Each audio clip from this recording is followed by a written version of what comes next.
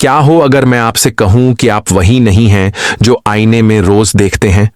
क्या हो अगर यह शरीर, यह नाम, यह पहचान सिर्फ एक आवरण हो और असल में आप कोई साधारण इंसान नहीं बल्कि स्वयं ईश्वर हों जो इस धरती पर एक मानवीय अनुभव जी रहे हैं। हम बचपन से यही सीखते आए हैं, मैं अमुक व्यक्ति हूं, मेरा नाम यह है, मेरा परिवार यह है, मेरी नौकरी यह है। लेकिन क्या यही हमारी असली पहचान है?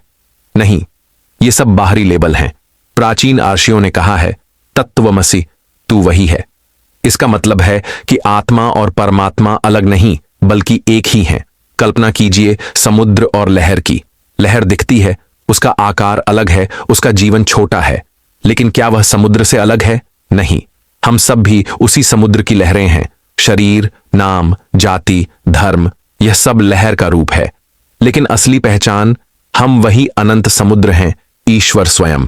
जब आत्मा इस संसार में आती है तो उसे शरीर मिलता है। शरीर के साथ मन, अहंकार और इच्छाएं जुड़ जाती हैं। फिर इंसान सोचने लगता है, मैं सिर्फ यह शरीर हूं, मैं कमजोर हूं, मैं सीमित हूं। लेकिन यह अज्ञान है। सच्चाई यह है कि आप वही चेतना हैं जो कभी जन्म नहीं लेती और कभी मरती नहीं। शरीर मिट्टी में मिल जाएगा, लेकिन आत्मा शाश्वत है। तो फिर सवाल उठता है, अगर हम ईश्वर हैं तो हमें मानव जीवन जीने की जरूरत क्यों है? उत्तर है, ईश्वर स्वयं को अनुभव करना चाहता है। जैसे लेखक अपनी कहानी लिखता है, वैसे ही ब्रह्मांड अपनी लीलाएं रचता है। आपके सुख दुख, जीत हार, प्रेम वियोग सब अनुभव हैं। ईश्वर इन्हें आपके माध्यम से जी रहा है। इसलिए जीवन में जो भी घट रहा है वह व्यर्थ नहीं है। हर अनुभव एक सबक है, एक जागरण है। एक दिन जब इंसान अपने भीतर झांकता है, ध्यान में बैठता है या फिर किसी गहरे दुख से गुजरता है, तब अचानक उसे एहसास होता है, मैं यह शरीर नहीं, मैं यह नाम नहीं, मैं तो वही अनंत चेतना हूं। यही स्पिरिचुअल अवेकनिंग है। यही वह क्षण है जब इंसान अपने दिव्य स्वरूप को पहचानता है।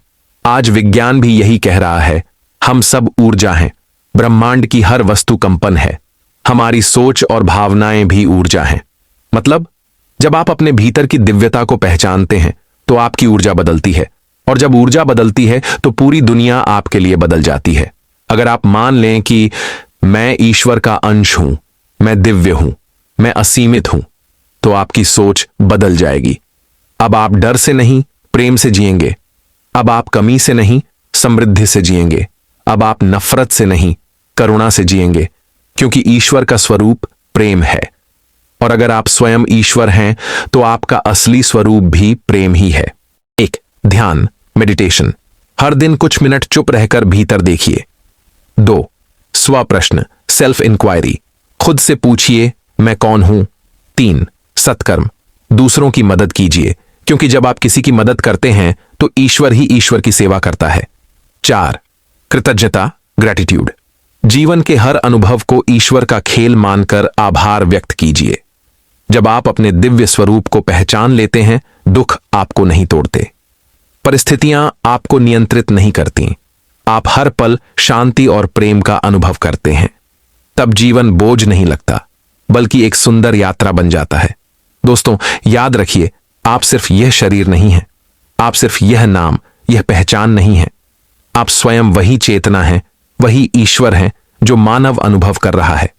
तो अब सवाल यह है, क्या आप खुद को सीमित इंसान मानकर दुख सहते रहेंगे या फिर जागकर अपनी दिव्यता को पहचानेंगे? दोस्तों, अगर इस वीडियो ने आपके दिल को छू लिया हो तो इसे लाइक कीजिए, शेयर कीजिए और चैनल को सब्सक्राइब करना मत भूलिए। याद रखिए, you are god having a human experience. Awaken your divine self. फिर मिलेंगे अगली प्रेरणादायक यात्रा के साथ।